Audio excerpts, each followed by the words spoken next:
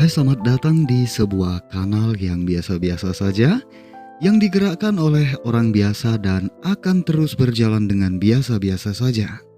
Film ini berjudul Berlin Syndrome, mengisahkan tentang upaya seorang turis Australia yang mencoba lepas dari sekapan lelaki Jerman yang baru dikenalnya di dalam sebuah kamar di gedung kosong apartemen tanpa penghuni.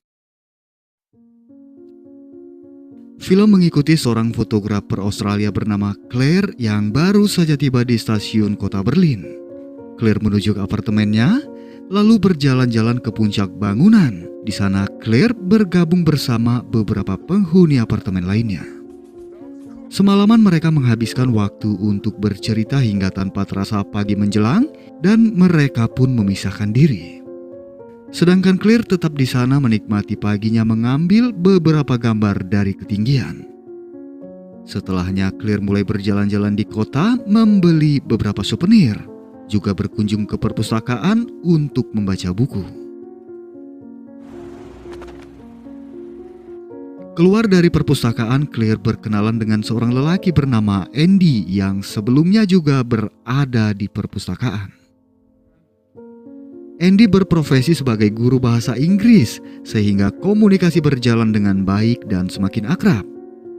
Andy mengajaknya berjalan-jalan, mengenalkan hal-hal baru di kota itu.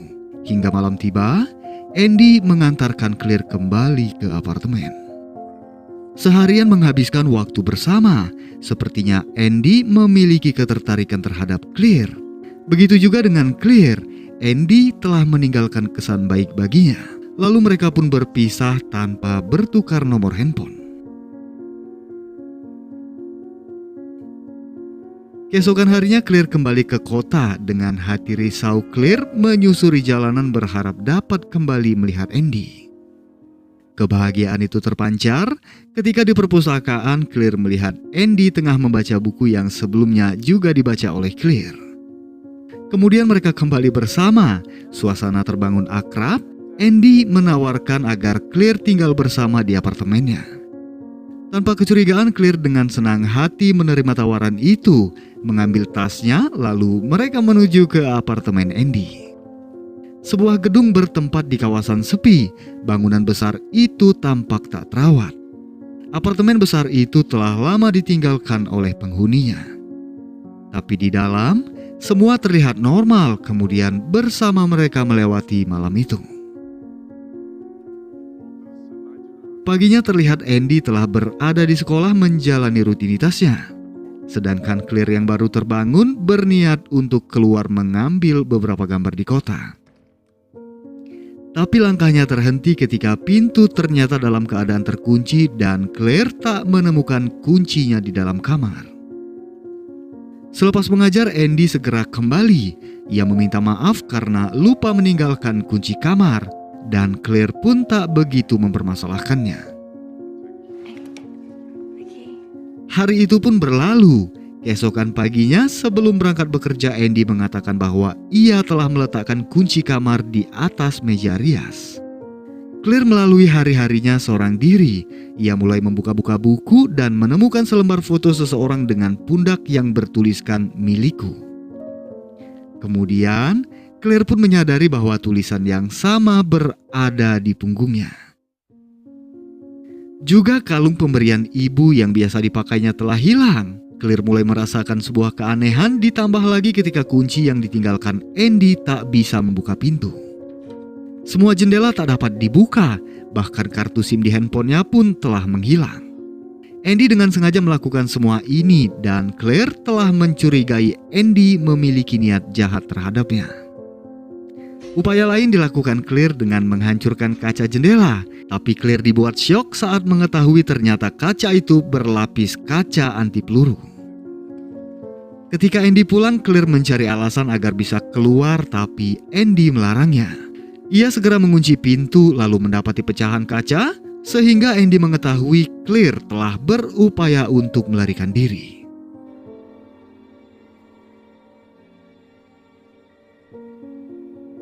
Keesokan paginya Andy mengikat Claire di ranjangnya, lalu ia pergi menemui sang ayah. Di sana Andy bercerita bahwa ia telah menjalin hubungan baru dengan Claire setelah Natalie meninggalkannya kembali ke Kanada. Kembali ke rumah, Andy melepaskan Claire membiarkannya untuk membersihkan diri. Ketika itu, Claire menemukan segumpal rambut panjang milik seorang wanita sebelum dirinya. Hari itu Claire yang tak terikat mencari peralatan dan menemukan obeng untuk bertahan diri. Di meja makan ia bersikap ramah, menunggu Andy lengah lalu menancapkan obeng itu di tangan Andy. Claire berupaya berlari. Ia membuka pintu lalu pergi menuju ke pintu keluar dengan Andy mengikuti di belakangnya. Tapi langkahnya terhenti, pintu keluar gedung itu pun ternyata telah terkunci. Andy berhasil menangkap Claire. Andy menjepit tangannya di pintu lalu membawanya kembali ke kamar. Malamnya Andy mengambil gambar Claire lalu membawa foto itu ke ruang rahasia yang baru diketahui oleh Claire. Di sekolah, Andy mulai memperhatikan seorang gadis anak didiknya bernama Franca. Franca mengetahui Andy memperhatikannya dan Franca pun mulai menunjukkan ketertarikannya. Sedangkan di rumah, Claire berupaya membuka pintu rahasia itu dengan menggunakan kawat. Tapi upayanya tak berhasil, kawat itu justru patah di dalam lubang kunci.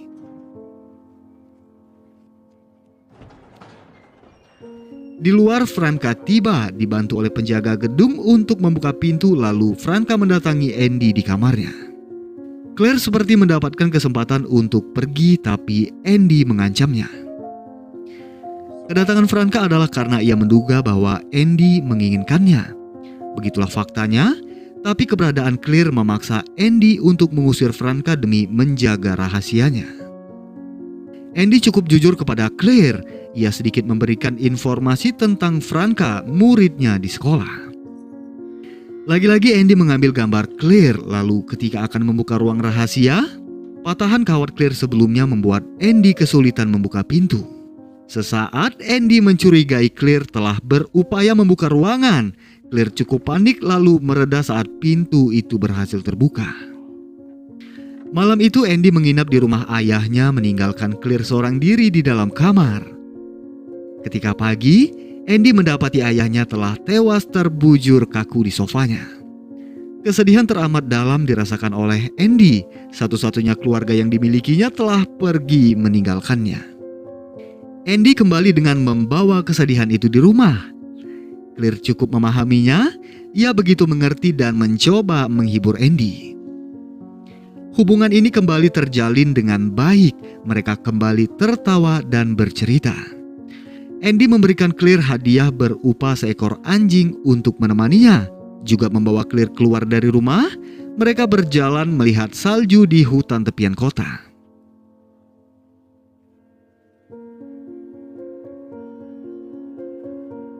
Tapi rasa takut kehilangan tetap saja dirasakannya. Andy membawa sebuah kapak untuk berjaga-jaga. Tak lama terdengar suara teriakan anak meminta pertolongan karena saudaranya terluka. Claire memanfaatkan kesempatan itu untuk berkomunikasi meminta pertolongan. Tapi sayangnya anak itu tak bisa berbahasa Inggris. Ia tak mengerti maksud perkataan Claire. Harapan Claire pun pupus. Anak itu pergi ketika ibunya datang menjemput. Andy yang mengetahui hal itu segera membawa Claire pergi dengan menempatkannya di dalam bagasi. Andy juga mengambil kembali anjing pemberiannya. Malam itu Andy menghadiri pesta tahun baru bersama teman-temannya. Kesempatan itu digunakan Claire untuk kembali mencoba membuka pintu rahasia. Kali ini percobaannya berhasil. Claire mendapatkan kembali tas dan barang-barangnya. Juga menemukan album berisi beberapa foto wanita di kamar itu yang sebelumnya juga diperlakukan sama layaknya dirinya. Berjalan di keramaian, terlihat Andy tengah berupaya mendekati seorang wanita. Tapi upayanya itu tak berhasil karena teman wanita itu memanggil membawanya pergi dari sana. Andy melanjutkan pencarian mencari wanita lain yang mungkin dipersiapkannya untuk menggantikan Claire. Di kamarnya, Claire menyadari seorang penjaga gedung sedang memeriksa setiap kamar di gedung sebelahnya. Claire begitu histeris, ia berteriak meminta pertolongan.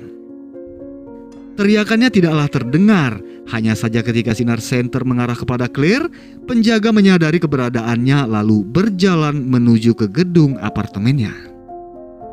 Penjaga berhasil menemukan kamar Claire, tapi upayanya lagi-lagi gagal. Andy telah berada di belakang, memukulnya jatuh, mengulanginya beberapa kali hingga lelaki itu pun tewas di tangannya. Lalu Andy melenyapkan bukti kejahatannya.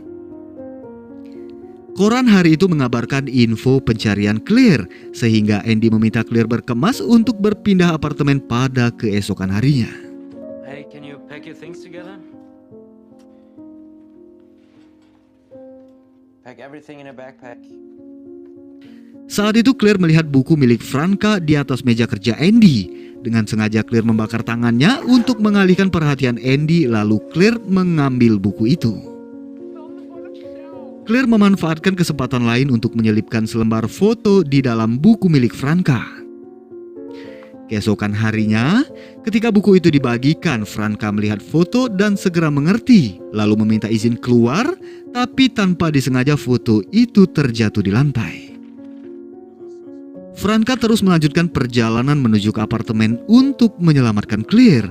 Sedangkan di kelas, foto itu ditemukan oleh teman sebangku Franka yang lalu dilihat oleh beberapa siswa lainnya. Tak lama Andy pun mengetahuinya. Menyadari akan bahaya, Andy bergegas kembali ke apartemen. Tapi jalanan macet menghambat laju mobilnya, sehingga Andy yang panik melanjutkan perjalanannya dengan berlari. Sesampainya di gedung, Andy mendapati sepeda Franka, jendela kamar yang telah terbuka, juga album fotonya telah berada di halaman depan gedung. Andy menuju ke kamar dengan membawa sebuah linggis. Ia menghancurkan pintu lalu mencari keberadaan Claire.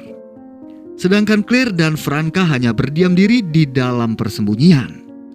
Hingga mendapatkan kesempatan, Claire telah berada di luar memanggil Andy lalu perlahan menutup pintu, mengurung Andy di dalamnya tanpa jalan keluar.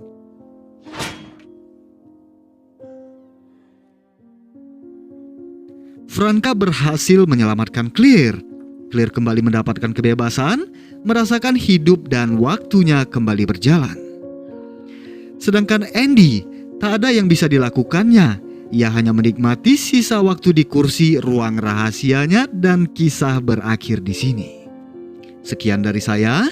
Akhir kata saya Dev pamit undur diri dan sampai jumpa pada kisah-kisah selanjutnya.